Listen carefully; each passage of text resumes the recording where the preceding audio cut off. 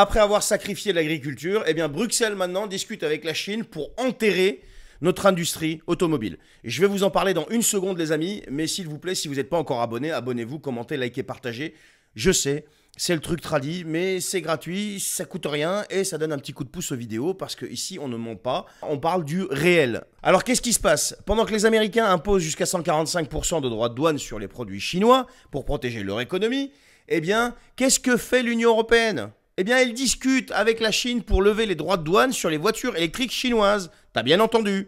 L'Union européenne ne veut pas protéger notre industrie. Elle veut carrément ouvrir plus grand les vannes à l'importation. Et donc, résultat, nos constructeurs français, nos constructeurs européens, déjà en grosse galère à cause des normes absurdes, ZFE, je sais pas quoi, les quotas, eh bien, ils vont finir par se faire complètement flinguer par une avalanche de véhicules chinois à bas coût. Et ce sera légal. Et même organisé et voulu par qui? Par Bruxelles.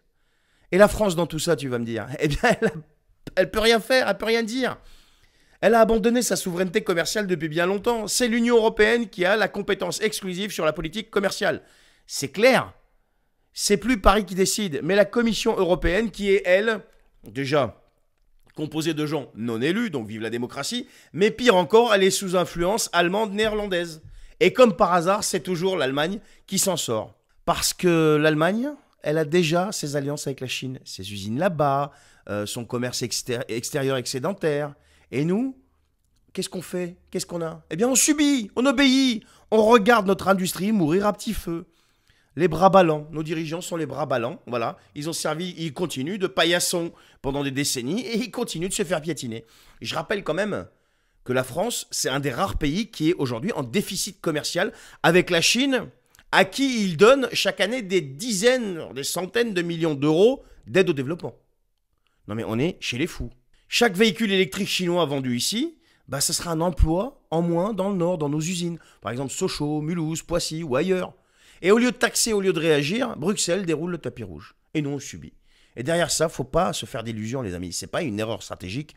Non, non, c'est bien une idéologie. Le libre-échange total de Madame von der Leyen à n'importe quel prix, même celui de la désindustrialisation, du chômage, de la délocalisation, du déclassement. Bien sûr, l'Union européenne a déjà ouvert les vannes sur le Mercosur, là, aux accords avec l'Inde, le CETA, le Vietnam, et maintenant la Chine, et encore plus. Et je vais faire un petit point sur les accords de libre-échange parce qu'on s'en sort plus avec toutes ces histoires.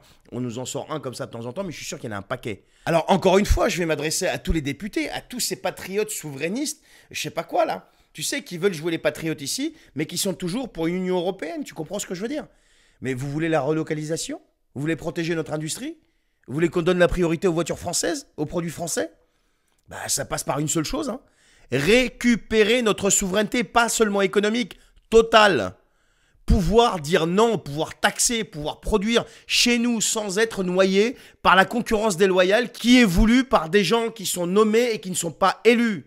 Parce qu'à ce rythme-là, et vous le savez, la France, dans peut-être 10 ans, 15 ans, j'en sais rien, peut-être beaucoup moins, ça sera plus que la misère qui régnera ici.